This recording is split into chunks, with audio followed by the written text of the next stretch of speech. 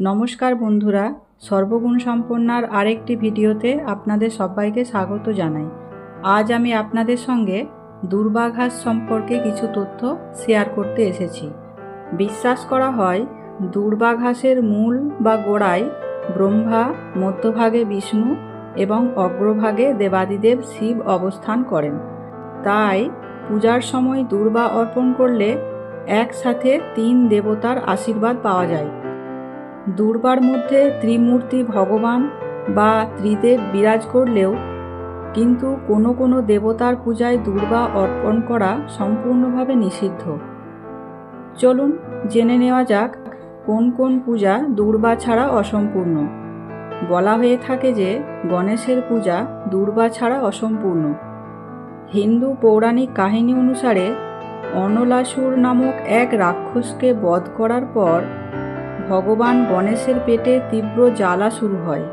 তখন ঋষি মুনিরা তাঁর পেট ঠান্ডা করার জন্য তাকে দূর্বা ঘাস দেন, যার শীতল প্রভাবে গণেশের অস্বস্তি দূর হয়। এরপর থেকেই দূর্বা গণেশের অত্যন্ত প্রিয় এবং এরপর থেকেই গণেশের পূজায় দূর্বা অর্পণের প্রথা চলে আসছে। দূর্বা ঘাস ছাড়া যেমন গণেশের পূজা অসম্পূর্ণ, তেমনি শিবের পূজায় দূর্বা ঘাস ব্যবহার করা শাস্ত্রবিরুদ্ধ। তাই শিবের পুজো করার আগে অবশ্যই মাথায় রাখুন এসব বিষয়, না হলে সমস্যা বাড়তে পারে। বলা হয়ে থাকে দূর্বা ঘাস শীতলতার প্রতীক, যা গণেশের অগ্নিসদৃশ তেজ কমাতে সাহায্য করেছিল। অন্যদিকে শিবের ললাটে চন্দ্র ও জটায় গঙ্গা থাকায় তিনি নিজেই শীতল, তাই তাকে শীতল করার জন্য আলাদা করে আর দূর্বা অর্পণের প্রয়োজন পড়ে না। তাই শিবের পূজায় দূর্বা ঘাস নিষিদ্ধ। আসুন এবার জেনে নেওয়া যাক দূর্বা ঘাস তোলার নিয়ম এবং দূর্বার ঔষধি গুণ। দূর্বা ঘাস তোলার নিয়ম নির্ভর করে আপনি কী উদ্দেশ্যে ঘাস সংগ্রহ করছেন। পূজার জন্য দূর্বা ঘাস তুলতে হলে কাঁচি দিয়ে না কেটে হাত দিয়ে টেনে নির্দিষ্ট সংখ্যায় দূর্বা ঘাস তোলা হয়।